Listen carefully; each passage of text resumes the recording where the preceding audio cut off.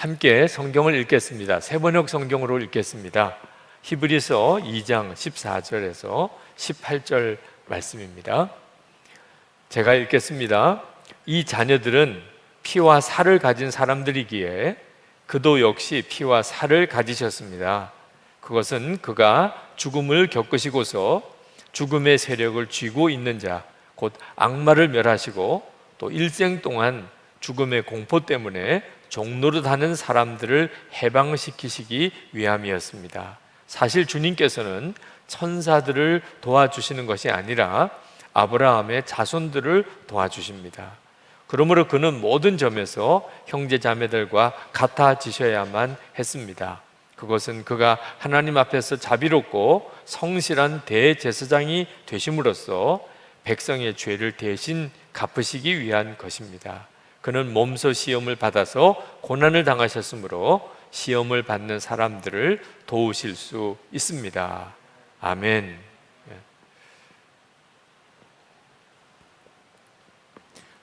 우리가 이기기 가장 어려운 문제 중에 하나를 꼽자면 아마 죽음의 문제일 겁니다. 제가 초등학교 4학년 때 죽음의 문제가 아주 심각하게 저에게 다가온 적이 있습니다. 저희 반에 같은 친구, 고아원 친구가 초등학교 4학년이었는데 무슨 병인지는 모르지만 죽었습니다. 그래서 그 소식을 선생님이 알려주시면서 학급 대표들 몇 명이 그 고아원에 그 아이의 장례식에 참여했던 적이 있습니다. 제가 그 장례식에 참여하고 죽는다는 게 도대체 무엇인가 하는 심각한 질문을 하게 되었습니다. 살아있다는 건 뭐며 죽는 거는 뭐며 도대체 사람은 죽으면 어떻게 되는가, 어디로 가는가. 특히 마음에 충격이 되었던 부분은 그 아이의 시신이 들어있다는 그런 조그만 관, 그 관을 그 고아원 뒷동산의 공동묘지에 묻는 장면이었습니다. 조금 전까지는 친구였는데 학교에서 같이 공부했던 그 아이가 저 관에 들어있다는데 그 관을 땅속에다가 묻다니, 그러고는 며칠을 밥도 제대로 안 먹히고 잠도 제대로 안 오고 깊은 고민을 하게 되었습니다. 죽는다는 게 뭘까? 여러분, 우리 가까이에서 사실 이 죽음을 보지를 못하고 삽니다. 어떤 사람의 장례 소식이 들려도 우리가 거의 임종을 지켜보는 일은 거의 없습니다. 그저 문상을 가면 그냥 영정사진만 볼 뿐이고 유족들만 보는 거죠. 그리고 그저 관에 그 사람의 시신이 들어있다고 하니까 그냥 그 관을 보고 그리고는 마지막 화장하는 장면만 봅니다. 실제로 우리는 어떤 사람이 죽는다는 것을 실제로 체험하는 일이 거의 드문 세상에 살아가고 있습니다. 그래서 죽음을 거의 잊어버리고 사는 거죠. 우리의 삶의 현실이 아닌 것처럼 느껴집니다. 그러다가 어느 순간에 자기의 죽음의 문제 또는 가까운 가족이나 또는 가까운 친지의 죽음을 맞이할 때 우리가 굉장한 충격을 받습니다. 여러분, 죽음이라고 하는 것이 사실 어떤 존재가 갑자기 사라지는 거잖아요. 여러분, 가족이 같이 사는데 또는 교우들이 같이 이렇게 신앙생활을 함께 하면서 어느 날 어떤 사람이 사라져 버렸다. 도대체 그 사람이 어디로 갔지? 아니, 도대체 그 사람이 어떻게 된 거야? 여러분, 아무 무슨 간 곳도 모르고 그 사람의 형편에 대해서도 듣지도 못한 채 어떤 사람이 갑자기 옆에 있다가 사라져 버렸다면 얼마나 충격이 되고 놀랄 일입니까? 우리가 죽음을 경험하는 것이 그와 같은 당황스러움을 겪는 것입니다. 늘 같이 있었어요. 대화도 나누었습니다. 그런데 어느 날 그 사람이 싸늘한 시신이 되어버렸습니다. 그때서야 우리는 사람이 육신만 있는 게 아니고 영혼도 있다는 것을 그때서야 알게 됩니다. 영혼이 육신에 있을 때는 살아있는 사람이라 함께 교제도 하고 나눌 수도 있죠. 그러나 영혼이 육신을 떠나는 것, 그 죽음인 거죠. 그때 그 육신은 함께 살 수가 없습니다. 매장을 하든지 화장을 해서 장례를 치르게 되는 거죠. 우리는 생각하게 됩니다. 그럼 영혼은 도대체 어디로 간 거야?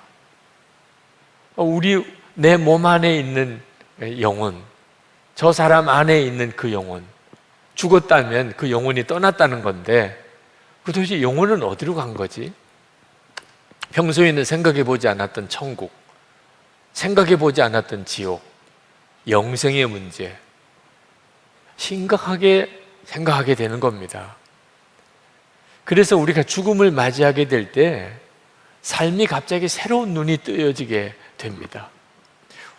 죽음에 대한 두려움에 대한 문제는 준비가 안 됐기 때문에 그런 겁니다. 죽고 난 다음에 내 영혼이 가는 곳에 대한 준비가 안 되어 있는 거죠. 여러분, 실제로 준비가 되지 않은 상태에서 어떤 일을 만난다는 것은 항상 두려움을 가져오는 거잖아요. 이사를 가야 되는데 갈 집이 없다든지, 또는 무언가 물건을 사야 되는데 돈이 준비가 안 됐다든지, 아이를 학교에 보내야 되는데 전혀 거기에 대한 대책이 없다든지, 외국으로 떠나야 되는데 전혀 그곳에서 갈 무슨 아무런 방책이 준비가 안 되어 있다든지, 그럴 때 두렵죠. 그죠? 우리가 죽음에 대한 두려움이 대단히 심각합니다. 가장 극복하기 어려운 문제예요. 다른 사람의 죽음도 그렇지만 그것이 바로 자기 문제가 되었을 경우, 내가 이제 죽는다는 순간이 왔을 때, 나는 아무것도 준비가 안 됐는데 죽음이 뭐지? 죽은 다음은 어떻게 되는 걸까? 도대체 죽는 순간에는 무슨 일이 일어나는 거야? 이런 두려움이 우리를 사로잡게 됩니다. 자, 과연 이런 죽음에 대한 두려움을 우리가 이길 수 있을까요? 예수를 믿으면 정말 그렇게 되는 걸까요? 제가 신학생 때 어느 목사님의 죽음에 대한 이야기를 듣고 퍽 도전을 받았습니다. 그 목사님이 위암 말기라 이제 거의 임종하는 단계에 있어서 거의 의식을 잃어버리셨어요. 그리고 교회 장로님들과 그리고 교회 부목사님이 이제 그 목사님의 임종을 지켜보려고 오셨습니다. 근데 참 하나님의 은혜였는지 순간 의식이 잠깐 돌아오셨어요. 근데 그 목사님이 의식이 돌아오셔서 주변에 장로님들과 또 부목사님들, 또 아내, 사모님, 자녀들 이렇게 둘러 있는 것을 이렇게 보셨는데, 그 옆에 링거에 그 피 주사를, 혈액 주사를 놓고 있는 것을 보셨어요. 그러면서 힘이 하나도 없으시죠. 그러면서도 아주 단호하게 말씀을 하셨다고 그래요. 왜 쓸데없는 짓을 이렇게 하노? 내가 이제 이 피 주사를 맞아서 무슨 소용이 있다고 젊은 사람들에게나 이런 피 주사를 놓아주라고. 그러면서 억지로 그 피 주사 놓는 것을 빼게 하셨다는 거예요. 그리고 난 다음에 그 주변에 있는 둘러선 분들의 이름을 이렇게 하나하나 불러가면서 기도하고, 그리고 다시 의식을 잃어버리시고 그렇게 세상을 떠나셨다는 겁니다. 그 장례식 때 그 교회 장로님께서 그 마지막 임종 때의 이야기를 하시면서, 우리 목사님은 참 설교가 좋으셨던 목사님이시지만 그 마지막 임종 때의 목사님의 그 행동을 통하여 가장 강력한 메시지를 남겨주셨다, 이런 인사말을 하셨다는 이야기를 들었습니다. 제가 그 이야기를 신학생 때 들었습니다. 과연 나도 목사가 되고 또 그렇게 세상을 떠나게 될 때 그런 모습일 수 있을까? 감동이 엄청 되기는 했지만 제가 그렇게 할 수 있다는 자신감이 없더라고요. 정말 마지막 죽는 순간에 나도 그렇게 담대하게, 그러면서도 정말 마음의 평안을 누리고 오히려 다른 사람을 위해서 축복하고 그렇게 죽을 수 있을까? 우리가 예수님을 믿게 될 때 우리 안에 일어나는 가장 놀라운 역사 중에 하나가 죽음에 대한 두려움을 이기게 된다는 거예요. 오늘 그것을 우리가 함께 나누고 우리 자신 안에도 그런 역사가 일어나는 은혜를 꼭 받아야 하겠습니다.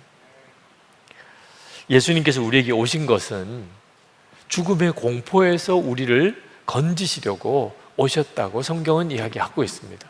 오늘 읽은 히브리서 2장 14절에 보면 그가 죽음을 겪으시고서 죽음의 세력을 쥐고 있는 자, 곧 악마를 멸하시고 15절에 또 일생 동안 죽음의 공포 때문에 종노릇하는 사람들을 해방시키기 위함이었습니다. 그러니까 예수님께서 우리에게 오신 이유는 죽음의 공포에 사로잡혀 있는 사람들을 거기서 해방시키기 위해서 오셨다는.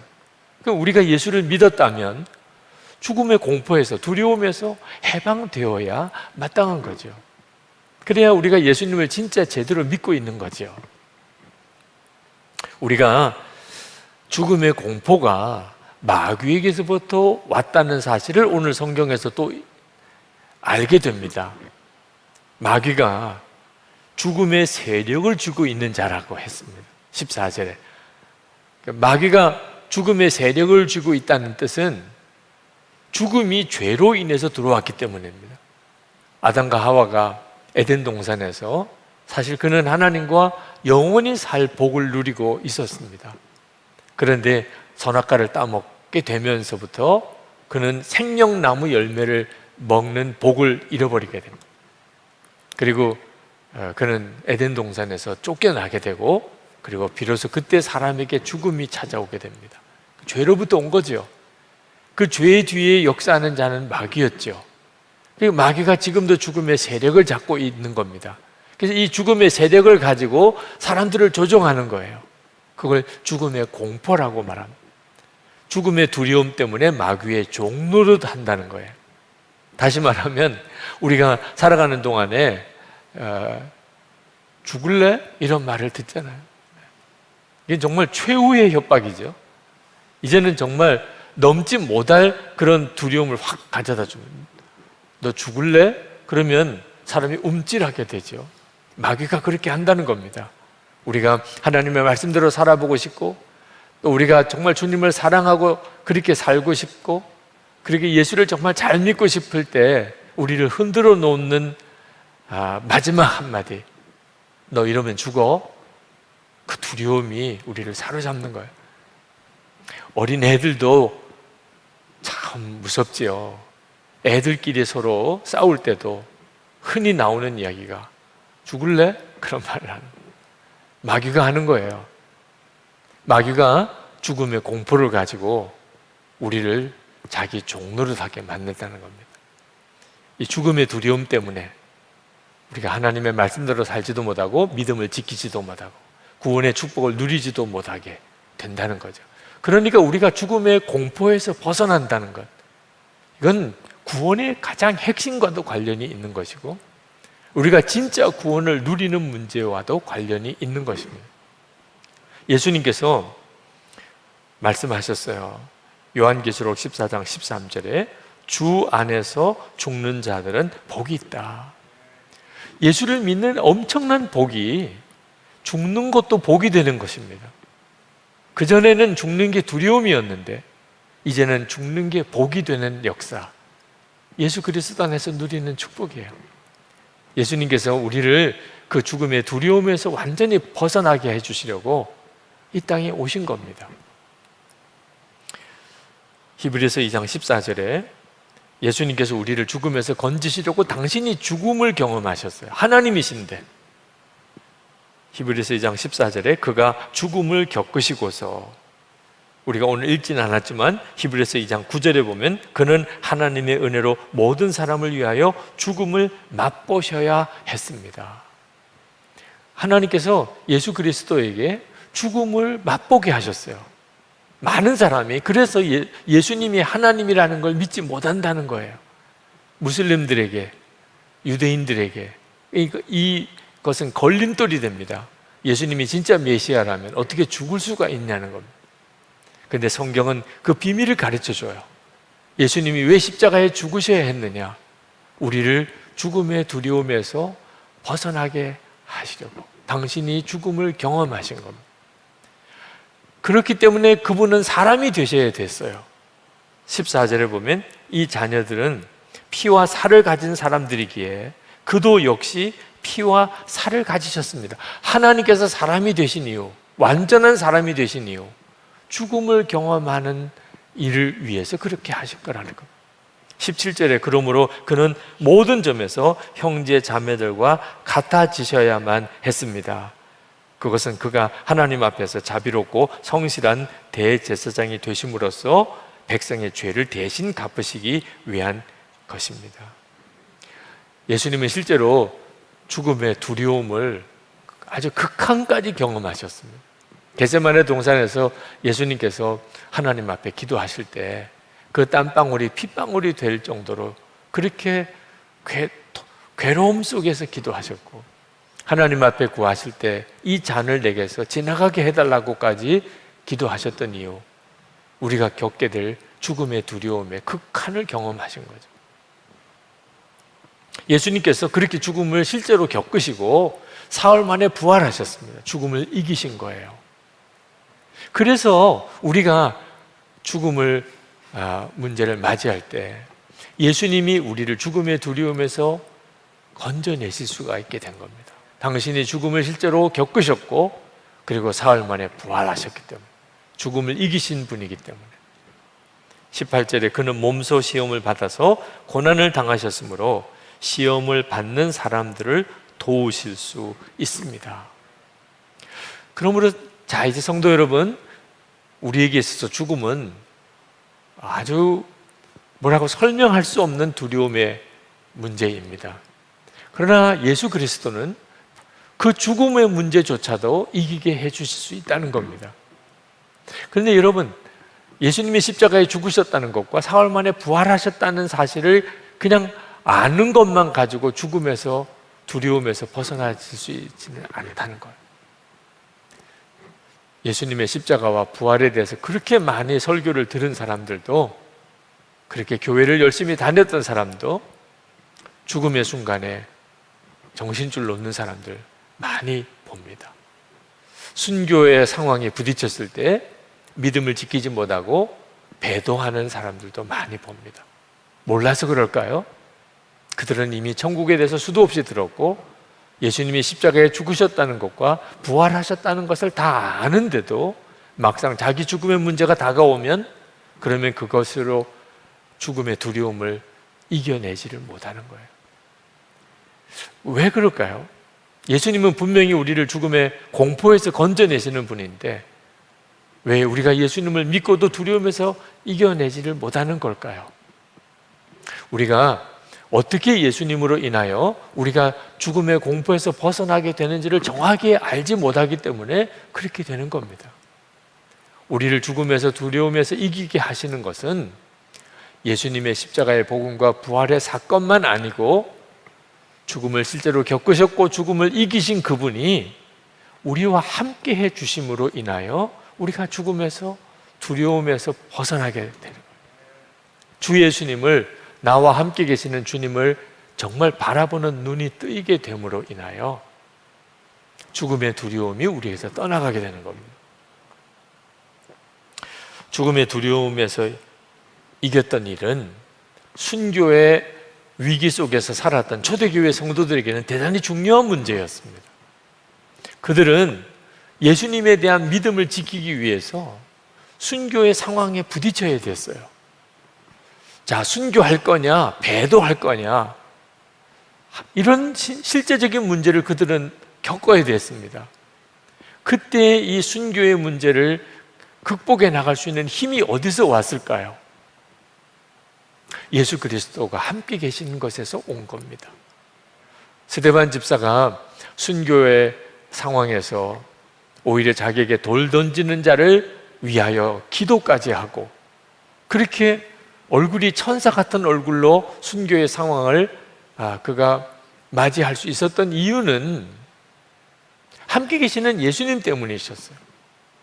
예수님께서 십자가에 죽으셨다가 다시 부활하셨다는 사실만 아니고 그 예수님이 그 순간에 자기와 함께 계셨던 것 때문에 죽음의 두려움에서 그는 벗어날 수 있었고 오히려 자기에게 돌 던지는 자를 위해 축복할 수도 있었던 것입니다. 여러분, 죽음이 만약에 두렵다면 지금 우리에게 필요한 것은 나를 죽음에서 능히 건지실 주님과 동행하는 훈련을 계속 해나가는 것입니다. 한 번은 우리 장로님들과 중국을 다녀온 적이 있습니다. 그때 상해에 동방명주라는 상해에서 가장 높은 빌딩에 올라갔었어요. 거기에 전망대가 있습니다. 그래서 상해 전역을 볼 수가 있어요. 근데 그 가장 높은 층인 전망대에 올라가 보니까 바닥이 유리로 되어 있는 층이 있더라고요. 그래서 그 유리 위를 이렇게 걷게 하게 해주었어요. 그 유리 위에 올라가면 정말 어지러울 정도로 그 높은 곳에서 그 상해 시가 이렇게 내려다 보입니다. 어지간한 담력으로는 그 유리 위에 서 있기도 힘들 정도였어요. 그때 그 유리 위를 한번 걸어 보았습니다. 두려움이라는 게 얼마나 정말 실제적인 감정인가 하는 것도 경험해 보았고요. 제가 그때 그런 생각을 했습니다. 이 높은 곳에서 유리 위에 서서 그 아래를 내려다 보는 것은 정말 두렵지만 거기에다가 그렇게 유리 바닥을 설치해 놓은 것은 절대로 떨어지지 않도록 장치를 해 놓았기 때문에 그러니까 유리 위에 올라가 보라고 한 거 아니겠는가. 한편으로는 두려움이 있지만 또 한편으로는 안전하니까 그 위에 걸어보라고 한 거 아니겠느냐는 믿음이 같이 있었습니다. 그래서 떨어지지 않을 거니까, 그러니까 참 발걸음을 내디디기가 두려운 그런 상황이긴 하지만 한번 그 유리 위를 한번 걸어보자. 그래서 한 걸음 한 걸음 그 유리 위를 걸어봤어요. 주변에 뭐 장로님들, 권사님들이 와, 대단하다, 목사님 정말 어떻게 무섭지 않으세요? 그렇게 이야기를 하시더라고요. 그때 제가 그렇게 말씀을 드렸어요. 저는 이 동방명주 전망대 유리 바닥 위를 걷는 것보다 훨씬 더 무서운 상황을 너무나 많이 경험했습니다. 그게 뭔가요? 교인들 앞에 나가서 설교하는 거. 교인들 앞에 나가서 설교하는 거는 이 유리 위를 걷는 것과 비교가 안 되게 무서운 일입니다. 근데 그 훈련을 늘 받다 보니까 이 정도쯤은 아무것도 아닙니다. 그런 말씀을 드린 적이 있는데, 실제로 지금 우리의 삶은 두려움과 믿음의 끊임없는 반복입니다. 눈으로 보고 실제로 겪는 것은 죽을 것 같은 두려움입니다.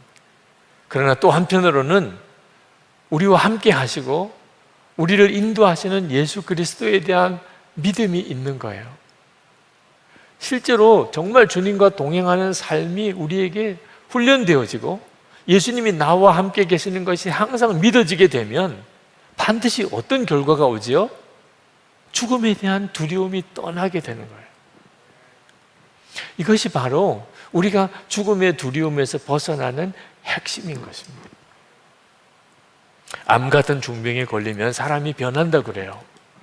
오늘도 우리 집사님 간증을 해주셨습니다만, 내가 죽는다고 하는 그런 문제 앞에 딱 부딪혀 보면 그동안에 내가 좋아했던 거, 내가 바라던 거, 내가 기대했던 모든 것들이 다 의미가 없어진다고들 그럽니다.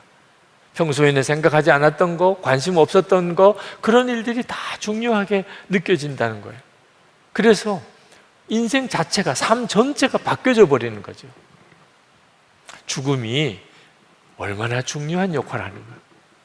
내가 죽는다는 것에 대해서 내가 미리 내다볼 수 있는 눈이 뜨이면 어리석게 살 사람이 없습니다. 그런 뜻에서 보면 죽음은 사실 우리에게 두려워할 만한 문제만 아닌 거예요.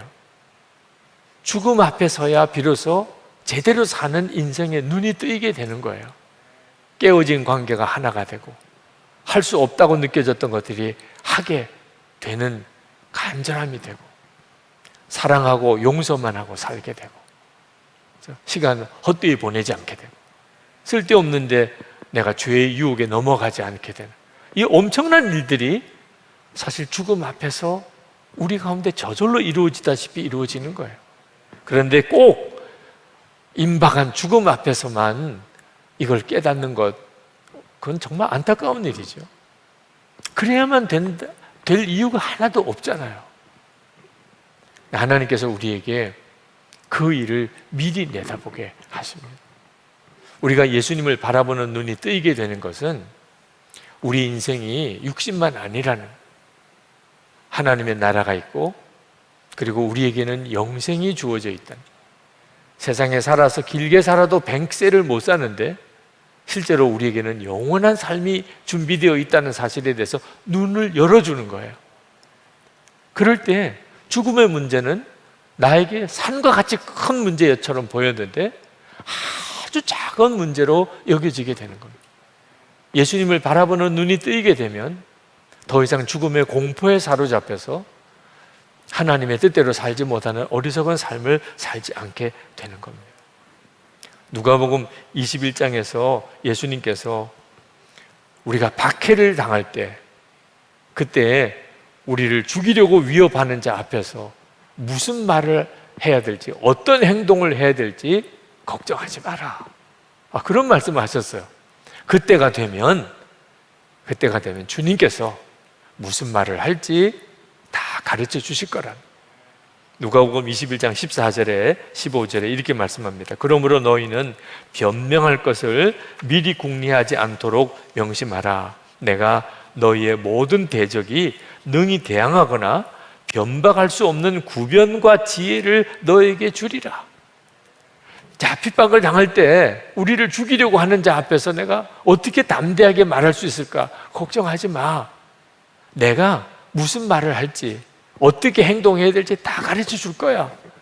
그 말은 주님의 교훈을 우리가 생각하고, 주님이 우리에게 당부하신 말씀을 기억하고, 그리고 그때 그 상황에서 우리 스스로가 그 문제와 상황에 대해서 어떻게 대처할지를 연구하고, 그리고 결단하고, 그리고 우리가 행동하고, 그렇게 하라는 게 아닙니다. 진짜 실제로 그 순간에 주님이 함께 계셔 주셔서 우리에게 그 상황에 대해서 우리가 어떻게 해야 될지를 가르치시고, 우리가 어떤 말을 해야 될지 깨닫게 하시고 우리와 함께 해주시겠다고 하는 약속이에요.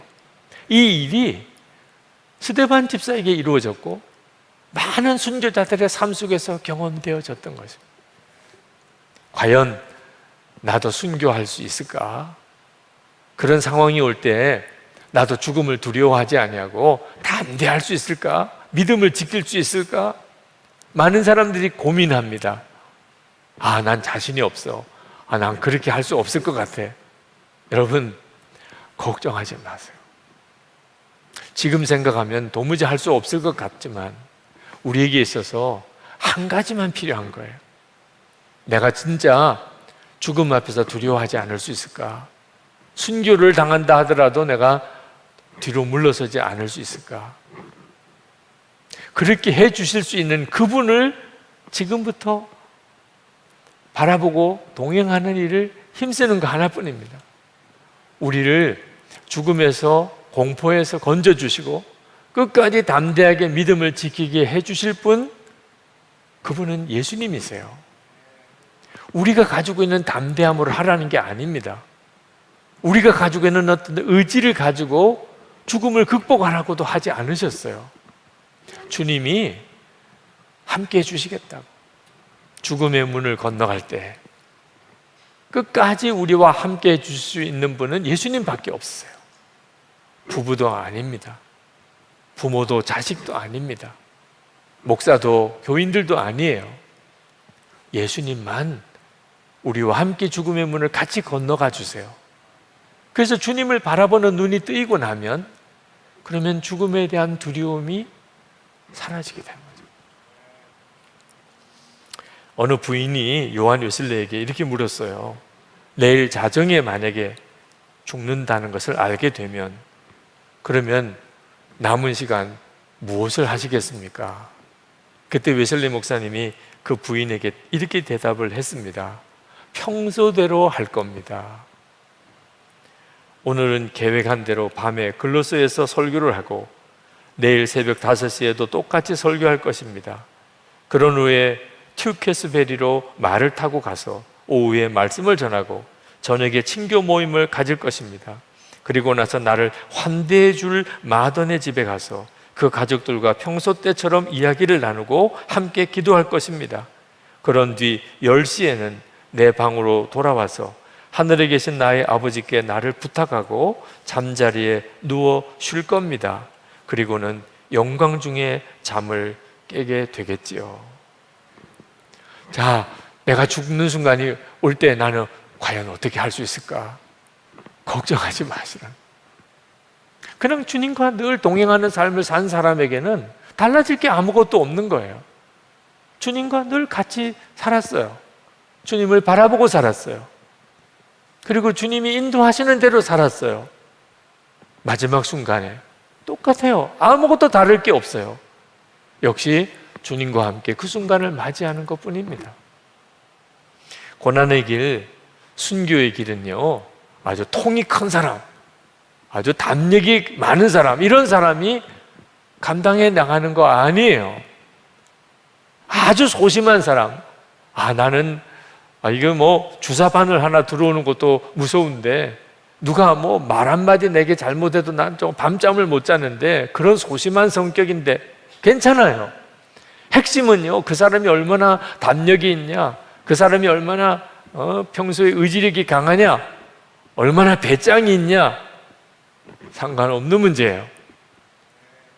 주님과 동행하는 사람이냐 아니냐에 달려 있는 거예요. 아무리 사람의 담력이 있어도 사망의 권세를 가지고 우리를 위협하는 마귀를 이길 수가 없어요. 그렇지만 아무리 심성이 연약한 사람이라도 주님이 나와 함께 계시는 것을 진짜 아는 사람은 마귀가 죽음으로 나를 아무리 위협하려고 해도 더 이상 그를 넘어뜨릴 수가 없는 거예요. 시편 23편 4절에 다윗이 내가 사망의 음침한 골짜기로 다닐지라도 해를 두려워하지 않을 것은 이라고 그렇게 고백을 했습니다. 한마디로 죽음도 두렵지 않다 그 말입니다. 이 말은 내게 부족함이 없다 하는 말하고 조금 다른 의미예요. 어떻게 다윗은 사망의 음침한 골짜기를 다닐지라도 해 받을 걸 두려워하지 않을 수가 있었을까요? 주께서 나와 함께 하십니다. 그 다윗의 이 담대함의 핵심은요, 주님이 함께 계심에 대한 믿음이었어요. 난 안 될 것 같아요. 목사님, 아무리 그러셔도 저는 도무지 순교하고 말도 안 돼요. 나는 예수님 때문에 고난을 당한다. 난 정말 끔찍해요. 여러분 자신에 대한 믿음인 거예요. 난 안 될 거야. 나는 못해. 이것도 믿음이에요. 제가 군목 제대하는 날입니다. 이제 부대에서 신고를 하고 이제 위병소를 이렇게 나오는데 그 위병소에 있는 그 보초를 서는 병사가 제 나오는 차를 보고는 아주 반갑게 나와서 격려를 하는 겁니다. 제가 그 위병소 옆에 차를 대고 내렸어요. 제가 아는 친구였어요. 너무 반갑더라고요. 그 친구가 제가 제대하는 걸 알고 그리고 기억하고 있다가 제가 나올 때 아주 일부러 저를 만나려고 나왔던 거죠. 그 친구는 자살 충동을 받고 있는 친구였어요. 대대장님께서 한번 저에게 요청을 하셨습니다. 우리 부대에 이병이 한 사람 신병이 왔는데 계속 자살을 하겠다는. 근데 이 친구를 어떻든지 붙들어서 제대로 제대시키고 싶은데 만약에 이렇게 해서 영창을 보내거나 또는 무슨 정신병원에 보내거나 하게 되면은 이 인생이 다 망가지게 되는데 목사님 한번 좀 이 아이 붙들어 주세요. 자기가 할 수 있는 대로 목사님만 좀 도와주시면 그대로 군 생활을 잘 할 수 있게끔 자기가 그렇게 배려를 해보고 싶다는. 그 대대장님이 지휘 부담을 안고도 그런 생각을 하시니까 너무 감사하더라고요. 그래서 제가 한번 힘써 보겠습니다. 그래서 그 친구를 계속 상담을 했습니다. 근데 그때마다 제 마음속에 안 되는구나. 얘는 도무지 안 되는구나. 그랬던 저 자신의 갈등의 순간이 엄청 많았습니다. 하여튼 끊임없이 죽으려고 하는 거예요. 주변에 있는 사람들이 막 다 노심초사했어요. 차라리 그냥 제대시켜버리는 게 낫지 않겠나, 그런 생각도 했었어요. 그랬던 친구예요. 그런데 그 친구가 제가 제대하는 그날 저에게 다가와서 격려를 하면서, 목사님 제대하신다죠? 저도 다음 달에 제대입니다. 얼마나 반가운지. 그 친구 때문에 고생했던 것은 하나도 기억이 안 나요. 그리고 정말 끌어안고 진심으로 축하하고, 그리고 기도해주고, 그리고 나왔어요. 그때 제가 생각했어요. 만약에 내가 그 친구를 힘들다, 어렵다 그래서 포기했었다면 어떻게 할 뻔했을까? 그랬던 순간이 많았었어요. 안 되나 보다. 근데 결국 됐잖아요. 그렇게 훌륭하게 군생활 잘 마치고 제대를 하게 됐잖아요. 여러분 자신이 어떤 사람이든지 주님은 여러분을 믿으세요. 여러분이 죽음의 두려움을 능히 이길 수 있는 사람이에요. 주님이 그렇게 해주셔요. 예수님, 그분이 우리를 죽음에서 이기게 하실 분이시니까요. 그런데 우리 자신이 우리를 포기하면 되겠습니까? 난 안 될 거야. 나는 못해. 주님을 믿고 나를 믿는 거예요. 주님이 지금까지 나를 이렇게 붙들어 주시고 계시잖아요. 여러분은 오늘 이 집회에 영상으로라도 참여할 수 있게 해주시는 분이 주님이시잖아요. 주님이 만약에 여러분을 포기하셨다면 여러분은 지금 이 영상을 보지도 않으실 겁니다. 주님이 나를 포기하지 않으셨다면 나도 포기하지 않는 거죠. 우리는 능히 죽음을 이길 수 있는 자예요. 특별한 믿음을 가진 사람만 그런 게 아닙니다. 제 아내가 고3 때 아버님 세상을 떠나셨어요. 목회하시던 아버님. 제 아내의 마음속에 죽음에 대한 두려움이 아마 들어왔겠죠. 결혼하고 난 다음에 나중에 저도 알았어요. 제가 혹시라도 일찍 죽지 않을까, 아버님이 그러셨으니까 그런 마음의 두려움이 있었다는 거예요. 그래서 항상 저를 이렇게 보는 마음이 항상 두려움에 사로잡혀져 있었습니다. 근데 어느 날 제 아내가 암 진단을 받았었습니다. 그때 제 아내 통화의 그 기억이 지금도 선명해요. 전화 속에서 병원에서 이제 건강검진 결과를 듣고 암이라는 통보를 받고, 그리고 제가 부흥회 하던 그 주간인데 부흥회 들어가기 바로 얼마 전에 통화가 됐어요. 여보, 나 암이래요. 근데 그 말 속에 담겨 있는 두려움이 느껴졌어요. 죽음에 대한 두려움. 제 아내만 그렇겠습니까? 모든 사람 안에 있는 그 죽음에 대한 두려움, 우리에게도 실제 문제가 되었어요. 그러나 하나님은 우리를 정말 죽음의 공포에서 완전히 벗겨주려고 그런 일을 쓰셨던 것을 나중에서야 우리가 깨달았습니다. 이제 암 수술을 받는 과정에서 이 죽음의 두려움이 영적인 문제구나 하는 것을 알게 되었어요. 갑자기 엄습에 들어오는 겁니다. 오늘 말씀에 사단이 죽음의 공포로 우리를 종노릇하게 만든다고 한 그대로예요. 갑자기 두려워지는 거예요. 죽으면 어떻게 되나? 혹시 죽지 않을까? 한번 그런 두려움에 사로잡히고 나면 그러면 완전히 다른 삶을 사는 것처럼 되어지는 거예요. 그때마다 하나님께 기도하고 또 같이 예배하고 주님을 바라보고 그러면서 죽음에 대한 다룸을 받았어요. 제 아내가 암수술을 다 받고 그리고 이전보다도 더한 건강을 다시 회복하게 되었는데, 그 건강의 회복보다도 더 놀라운 것은 죽음의 두려움에서 벗어나게 됩니다. 암수술 받기 전까지 죽음의 두려움 속에서 시달릴 때, 그때 제 아내가 하나님께 그렇게 기도를 했었다고 하는 이야기를 들었습니다. 하나님, 더 이상 저를 살려달라고 하지 않겠습니다. 더 이상 저 죽음에 대해서 두려워하지 않겠습니다. 완전히 다 주님께 맡깁니다. 살려주시든 죽이시든 주님께 다 맡깁니다. 완전히 주님께 맡기는 기도를 드리고, 그리고 정말 놀라웠게 하나님 주신 평강을 얻었다는 고백을 들었어요. 그렇게 다루셨던 거예요. 더 이상 죽음에 묶이지 않도록. 그러면 마귀가 우리를 마음껏 조종할 수 있으니까. 특히 결정적으로 2007년에 아프가니스탄에서 샘물교회 그 선교 봉사단 인질 사건이 있었잖아요. 그 사건이 있기 얼마 전에 제 아내가 거의 비슷한 꿈을 꾸었어요. 근데 그때 그 배은규 목사님이 순교하셨는데 제 아내의 꿈속에서의 주인공은 저였어요. 남편인 저였습니다. 외국에 선교팀을 인솔해서 가다가 납치를 당했는데 몸값을 요구하는 겁니다. 납치범들이 우리 교회에 연락이 와서 몸값을 보내주지 않으면 죽인다, 이런 통보가 왔다는.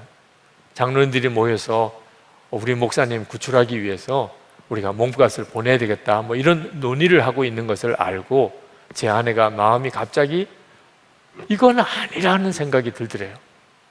교회 돈이라는 것은 성도들의 헌금인데, 아니 그것을 납치범들에게 주고 남편의 생명을 건지겠다, 그건 하나님이 기뻐하지 않을 거라는 생각이 들더래요. 그래서 장로님들을 찾아가서 절대로 그런 일은 하지 마세요. 교회 헌금으로 그 몸값을 지불하고 그리고 제 남편이 돌아오게 하는 일은 절대로 하지 않으셔야 합니다. 그건 하나님이 기뻐하는 일이 아닙니다. 그 이야기를 듣는데 갑자기 소름이 끼치더라고요. 나보고는 죽으라는 거야 그러면? 그런 생각도 들기도 했죠. 눈물로 그때의 꿈 이야기를 하더라고요. 근데 그때 제 마음속에 하나님께서 제 아내 안에 죽음의 문제에 대한 뚜렷한 극복을 주셨구나. 이 세상에서 육신의 죽음이 가지고 있는 것은 누구에게나 다 두려운 일이죠. 그렇지만 그 죽음 이후를 내다볼 수 있는 완전한 눈을 열어주었구나. 죽음 때문에 하나님이 기뻐하는 일을 하지 못하고 하나님이 기뻐하지 않는 삶을 살아야 하는 그런 어리석은 길을 이제는 가지 않게 해주셨구나. 그게 너무 큰 힘이 되었어요. 이건 주님이 그렇게 하실 수 있구나. 제 아내가 원래 그렇게 아주 담대한 성품을 가지고 있는 사람이 아니었기 때문에, 제 아내의 삶 속에서 죽음은 여전히 심각한 문제였기 때문에 그 변화의 과정이 저에게는 정말 너무나 놀랍게 느껴진 것입니다. 죽음의 두려움, 죽음의 공포에서 벗어나는 일은 예수 그리스도를 바라보는 눈이 뜨이는 것입니다. 주님이 함께 계시는 게 믿어지는 것. 그러면 죽음의 두려움은 내게서 떠나가요. 죽음의 두려움을 없애려고 애를 쓰지 말아야 합니다. 그렇게 해서 없어지는 게 아니기 때문입니다. 내가 순교를 하는 상황이 올 때 믿음을 지킬 수 있을까? 그건 모르는 일이에요. 우리 자신의 인간적인 심성으로 보면은 누구도 장담할 수 없는 일이죠. 그러나 한 가지 분명히 아는 건 있어요. 주님이 나와 함께 계신 거예요. 이건 너무나 분명히 믿을 수 있잖아요. 주님이 나와 함께 계세요. 주님이 나와 함께 계시는 것이 항상 믿어지는 삶, 이것이 지금 우리가 준비해야 될 일입니다. 주님이 나와 함께 계시는 게 정말 분명하다면 주님은 그 마지막 순간에 나를 지키실 거예요. 그리고 내게 이겨낼 힘을 주실 거예요. 지혜를 주시고 담력도 주실 거예요. 스데반처럼 하늘의 문이 열리는 것을 경험하게 해주실 거예요. 하나님 앞에 섰을 때 그때 정말 면류관을 받는 반열에 세워주실 거예요. 이기지 못할 시련은 없습니다. 예수 그리스도 안에서 이기지 못할 시련은 없어요. 오늘도 여러분 안에 함께 하시는 주님을 더욱 바라보시고 주님과 온전히 동행하는 삶을 살면서 나 죽음도 이길 수 있어, 죽음의 두려움도 너 이길 수 있어, 주님이 그렇게 해주실 거야 하는 확신을 누리고 살아보시기를 원합니다.